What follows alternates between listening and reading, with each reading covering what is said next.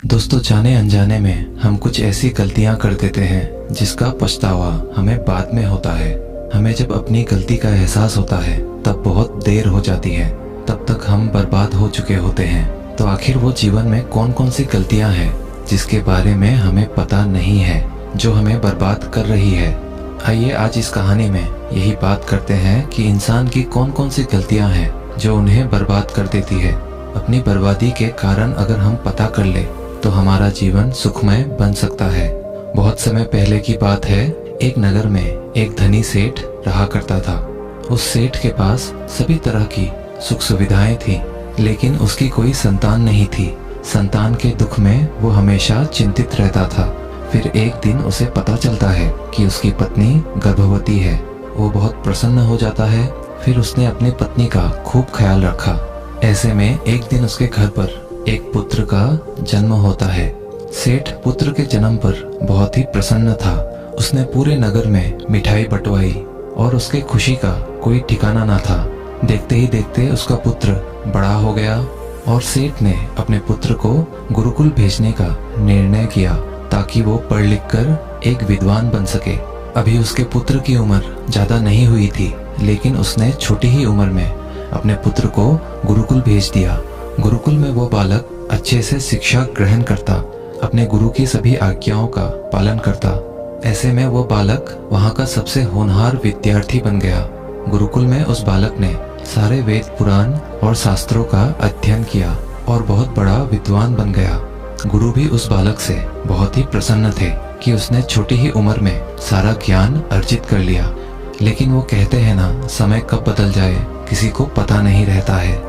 ऐसे ही एक दिन किसी प्राकृतिक आपदा के वजह से उसके माता पिता की मृत्यु हो गई। और जब उसके माता पिता की मृत्यु हुई तब तक उस बालक की शिक्षा पूर्ण नहीं हुई थी।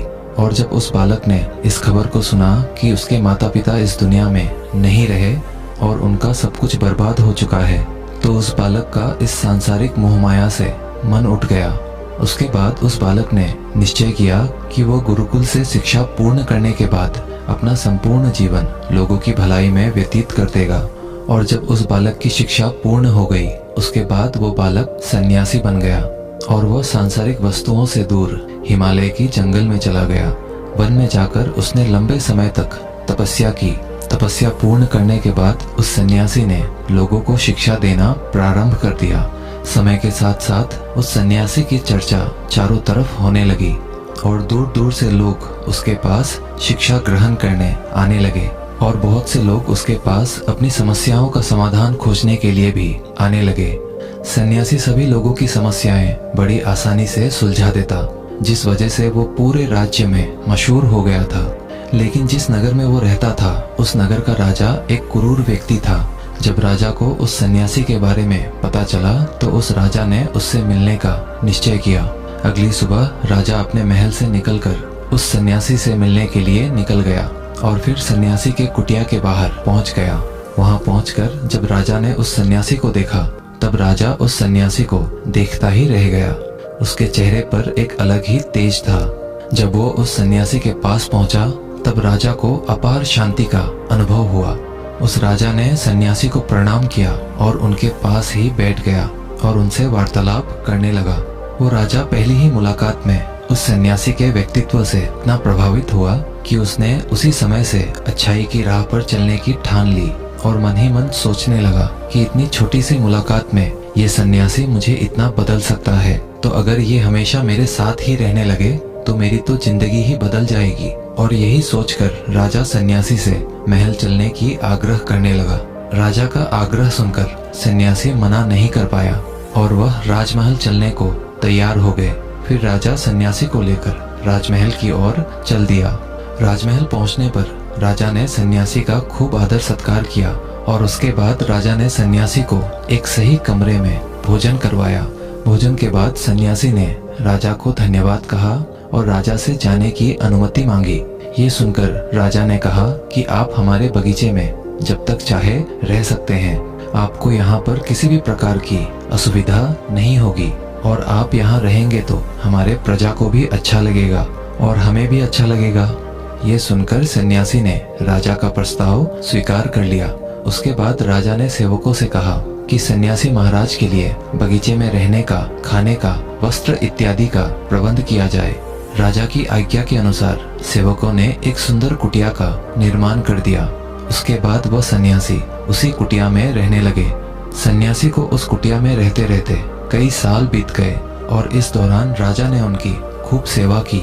एक बार एक आवश्यक काम की वजह से राजा और रानी को दूसरे राज्य में जाना पड़ा। इसीलिए उन्होंने एक सेवादार को सन्यासी की सेवा में नियुक्त कर दिया। पर वो सेवादार राजा के जाने के बाद बीमार पड़ गया और अपने घर चला गया और कभी लौटकर वापस नहीं आया। ऐसे में राजा जब वापस आया तो सन्यासी क्रोध के मारे उस राजा को बहुत कुछ सुनाया और राजा से कहा कि हे राजन, जो जिम्मेदारी तुम पूरा नहीं कर सकते तो उसे उठाते ही क्यों हो। तब राजा ने सन्यासी से क्षमा मांगते हुए कहा, हे गुरुदेव, यदि मुझसे कोई भूल हो गई हो तो उसके लिए मैं आपसे क्षमा मांगता हूँ। मुझे क्षमा कर दीजिए और आप अपना क्रोध शांत कीजिए और कृपा करके बताइए कि आपको क्या कष्ट हुआ है। ये सुनकर उस सन्यासी ने कहा कि तुम्हारे जाने के बाद मुझे यहाँ पर किसी ने भोजन नहीं दिया और मैं बहुत दिनों तक भूखा ही रहा। मुझे यहाँ पर आकर किसी ने पूछा तक नहीं कि मैं किस हाल में हूँ। ये सुनकर राजा ने सन्यासी से फिर से क्षमा मांगी और कहा, हे गुरुदेव, आज के बाद ऐसी कोई गलती नहीं होगी। और इसके बाद मामला शांत हो गया। जब राजा और सन्यासी के बीच वार्तालाप हो रही थी तब रानी भी ये सारी बातें चुपके से सुन रही थी और सब कुछ देख रही थी। उसके बाद राजा ने उस सन्यासी को कोई भी शिकायत का मौका नहीं दिया और उसकी खूब सेवा की। परंतु कुछ दिनों बाद राजा को फिर किसी आवश्यक कार्य से अपने राज्य से बाहर जाना पड़ा। लेकिन इस बार राजा ने राज्य से बाहर जाने से पहले अपने रानी को कहा कि जब तक मैं नहीं आऊं तब तक आप स्वयं सन्यासी की देखभाल करोगी। ये सुनकर रानी ने कहा कि जी महाराज, आप निश्चिंत होकर जाइए, मैं सन्यासी महाराज की अच्छे से सेवा करूंगी। उसके बाद रानी हर रोज भोजन बनाकर सन्यासी को भेज देती थी। लेकिन एक दिन रानी नहाने के लिए चली गई और सन्यासी को भोजन देना भूल गई। सन्यासी ने काफी देर तक भोजन का इंतजार किया, लेकिन जब भोजन नहीं आया तो सन्यासी सोच में पड़ गया कि आज खाना क्यों नहीं आया। उसके बाद सन्यासी ने सोचा कि वो खुद महल में जाकर देखेगा कि आखिर अब तक खाना क्यों नहीं आया। और फिर वह महल पहुंच गया। जब वो महल के अंदर दाखिल हुआ, वहां उसकी नजर रानी पर पड़ी।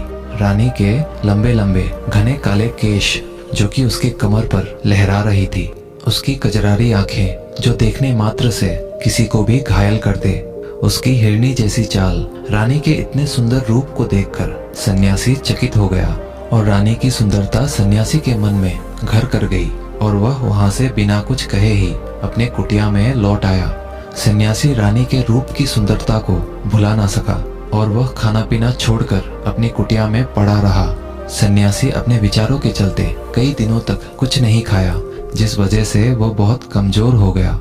फिर कुछ समय बाद राजा वापस लौटे और जब उन्हें सन्यासी की हालत का पता चला तो वो सीधे सन्यासी से मिलने उनके कुटिया के पास पहुंच गए और बोले कि हे गुरुदेव, क्या बात है, आपको क्या हो गया है और आप इतने कमजोर कैसे हो गए? आखिर आपको किस बात की चिंता है? किस गहरी सोच में आप डूबे हुए हो? क्या मुझसे कोई भूल हो गई है? तब सन्यासी ने कहा कि नहीं राजन, आपसे कोई भूल नहीं हुई है। ये सुनकर राजा ने कहा, तो फिर आखिर क्या बात है? आप मुझे बताइए, मैं आपकी परेशानी जरूर हल करूंगा। ये सुनकर सन्यासी ने राजा से कहा कि हे राजन, मैं आपकी रानी की अद्भुत सुंदरता को देखकर उनके विचारों में खो गया हूँ और अब मैं रानी के बिना जिंदा भी नहीं रह सकता।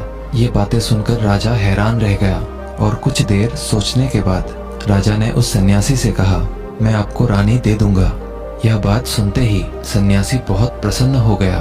फिर राजा सन्यासी को लेकर महल चले गए और जब राजा सन्यासी को लेकर महल पहुंचे, उस दिन रानी ने सबसे सुंदर वस्त्र पहनी हुई थी। फिर राजा रानी के पास पहुंचे और रानी से कहा कि आपको इस सन्यासी की मदद करनी चाहिए। ये बहुत कमजोर पड़ गए हैं और मैं नहीं चाहता कि किसी ज्ञानी पुरुष की हत्या का कलंक मेरे सर पर लगे। उसके बाद राजा ने रानी से पूछा कि क्या आप इस कलंक को अपने सर लेना चाहेंगी? राजा की यह बात सुनकर रानी ने राजा से पूछा कि आखिर इस सन्यासी के दुख का कारण क्या है? तब राजा ने रानी से कहा कि सन्यासी आपके अद्भुत सुंदरता से दीवाने हो गए हैं। राजा की यह बात सुनकर रानी ने कहा, राजन, आप चिंता ना करें, अब आप सब कुछ मेरे ऊपर छोड़ दीजिए। मुझे पता है कि मुझे अब क्या करना है। उससे आपके ऊपर ना तो सन्यासी के हत्या का पाप लगेगा और ना ही उससे मेरी पवित्रता का नाश होगा। रानी की यह बात सुनकर राजा ने रानी को सन्यासी को सौंप दिया। उसके बाद सन्यासी रानी को लेकर कुटिया में पहुंचे। कुटिया के अंदर दाखिल होकर रानी ने सन्यासी से कहा कि हमें रहने के लिए घर चाहिए, हम इस झोपड़ी में नहीं रह सकते। ये सुनकर सन्यासी राजा के पास गया और राजा से जाकर बोला कि हे राजन, हमें रहने के लिए एक घर चाहिए। सन्यासी की बात सुनकर राजा ने उनके लिए घर का प्रबंध कर दिया।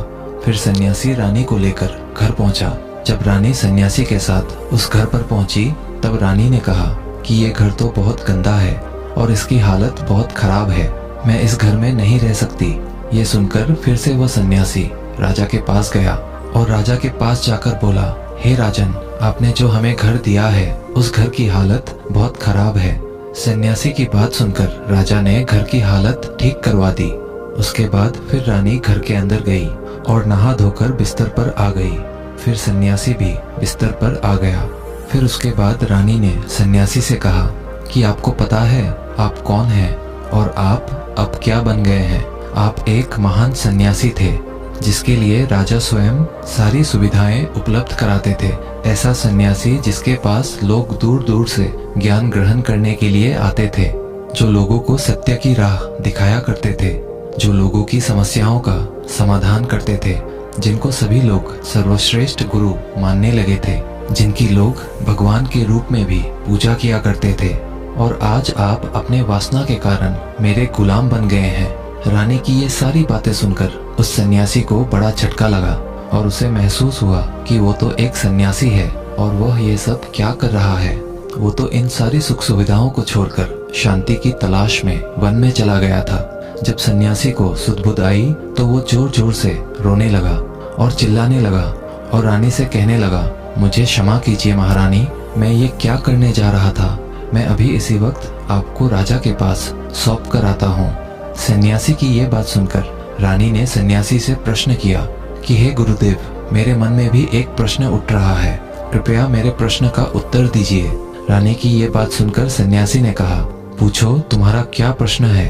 फिर रानी ने कहा, जब आपको उस दिन भोजन नहीं मिला तो आप बहुत क्रोधित हो गए थे। तब मैंने आपका ये रूप पहली बार देखा था और तभी से मैं आपके व्यवहार में परिवर्तन महसूस कर रही हूँ। ऐसा क्यों हुआ गुरुदेव? आखिर आपको इतना क्रोध क्यों आया? आपने तो शांति की प्राप्ति कर ली थी। रानी की बातें सुनकर सन्यासी ने कहा कि जब मैं वन में था तो मुझे समय पर भोजन नहीं मिलता था, लेकिन जब मैं महल में आया तो महल में आने के बाद मुझे सारी सुख सुविधाएं प्राप्त हुई और फिर मैं इन सभी सुख सुविधाओं के आदी हो गया और मुझे इसके प्रति लगाव उत्पन्न हो गया और फिर मुझे इसको पाने का लालच उत्पन्न हो गया और जब मुझे ये नहीं मिला तो मेरे अंदर क्रोध उत्पन्न हो गया। फिर सन्यासी ने कहा, महारानी, अगर इच्छा पूरी ना हो तो क्रोध उत्पन्न होता है और अगर इच्छा पूरी हो जाए तो लालच बढ़ जाता है। सन्यासी ने आगे कहा, ये इच्छा की पूर्ति ही मुझे वासना के द्वार पर ले आई है और मैं आपके प्रति आकर्षित हो गया। इसके बाद वो सन्यासी रानी को लेकर राजा के पास पहुंचा और बोला, हे राजन, मुझे क्षमा कर दीजिए, मुझे अपनी गलती का एहसास हो गया है।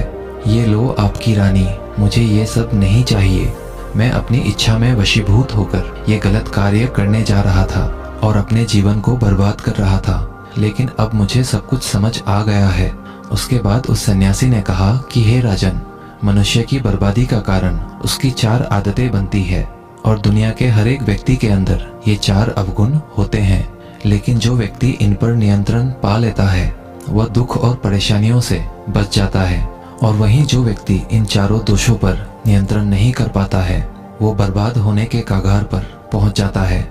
ये सुनकर राजा ने कहा, हे गुरुदेव, आप मुझे वह 4 आदतें बताइए जिससे मनुष्य की बर्बादी हो जाती है। फिर सन्यासी ने राजा को मनुष्य को बर्बाद कर देने वाली 4 आदतों के बारे में बताया कि हे राजन, मनुष्य को बर्बाद करने वाली पहली आदत है उसकी इच्छा, क्योंकि इच्छा ही दुनिया के हर एक व्यक्ति के अंदर पहला अवगुण होता है। और जो व्यक्ति अपनी इच्छाओं को नियंत्रण में नहीं रख पाता है वो जीवन में किसी भी जगह सफल नहीं हो पाता है, क्योंकि जैसे ही उसकी एक इच्छा पूरी होती है वह दूसरी की ओर बढ़ने लगता है, और दूसरी पूरी होती है तो तीसरी इच्छा उसके मन में जागृत हो जाती है।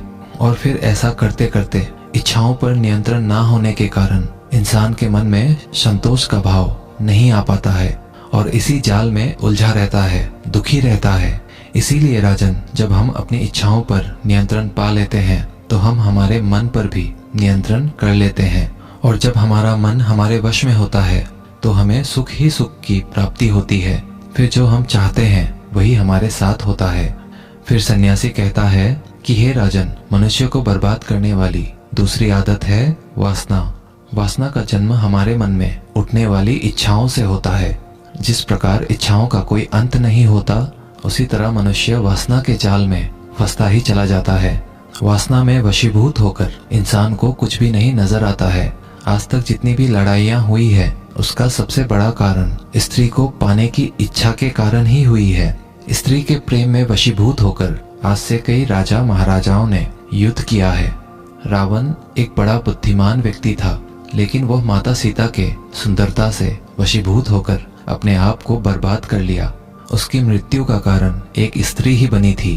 कई राजा महाराजा तो युद्ध में इसीलिए हार गए क्योंकि वो लोग स्त्रियों से रासलीला रचाने में ही रह गए। ईश्वर ने तो स्त्री की उत्पत्ति इस संसार को बढ़ाने के लिए की है, लेकिन आजकल लोगों ने इसे अपना वासना का रूप बना लिया है। स्त्री को अपने मनोरंजन का सामान सोचने लगे हैं, और जब उन्हें अपना ये मनोरंजन नहीं मिलता तो वो पागल हो जाते हैं और न जाने क्या क्या कर बैठते हैं। इसीलिए हे राजन, जितना हो सके उतना ही वासना से दूर रहना चाहिए। फिर सन्यासी कहते हैं कि हे राजन, मनुष्य को बर्बाद करने वाली तीसरी आदत है क्रोध। क्योंकि जब मनुष्य की वासना की पूर्ति नहीं होती है तो उसके अंदर क्रोध उत्पन्न हो जाता है, और जब व्यक्ति को क्रोध आता है तो उस पर उसका नियंत्रण नहीं होता है, और फिर वह क्रोध में आकर कई गलत निर्णय ले लेता है। क्रोध में व्यक्ति दूसरों को भला बुरा कह देता है, गालियां भी निकाल देता है, और जब उनका क्रोध शांत होता है तो उन्हें अपनी गलतियों का एहसास होता है, लेकिन तब तक तो सब कुछ बर्बाद हो चुका होता है। क्रोध के कारण मनुष्य के कई बने बनाए काम बिगड़ जाते हैं। जब मनुष्य के अंदर क्रोध उत्पन्न होता है तो वो अंदर से बहुत कमजोर हो जाता है, और एक कमजोर मनुष्य जीवन में कुछ नहीं कर सकता है, उसे कभी भी सफलता नहीं मिलती है। फिर सन्यासी कहता है, हे राजन, मनुष्य को बर्बाद करने वाली चौथी आदत है लालच। हे राजन, लालच का फल सदैव ही बुरा होता है। लालच में पड़कर हम बहुत लोगों का बुरा कर देते हैं। हर मनुष्य के जीवन में ऐसे अवसर अवश्य आते हैं जब वो लालच कर बैठता है, और अधिक पाने की लालसा में वो कुछ ऐसा कर जाता है जिससे जो उसके पास था वो भी वो खो देता है। क्योंकि जैसे ही व्यक्ति की एक इच्छा पूरी होती है उसका लालच भी बढ़ जाता है, और उसके मन में और कई सारे आकांक्षाएं जन्म लेने लगती है। जो व्यक्ति अपने जीवन में लालच करता है वो कामयाबी से भी धीरे धीरे दूर हो जाता है। अगर हम समय रहते ही अपने लालच को त्याग दें और उसके फेरे में ना पड़े तो हम एक सफल व्यक्ति अवश्य बन सकते हैं। फिर अंत में सन्यासी कहता है कि हे राजन, अगर मनुष्य इन चार आदतों को छोड़ देता है तो उसे जीवन में सफल होने से कोई नहीं रोक सकता है। मैं एक सन्यासी होकर भी इन आदतों में पड़ गया था और खुद को बर्बाद करने चला था। इसीलिए हे राजन, इन चार आदतों से मनुष्य को हमेशा दूर रहना चाहिए।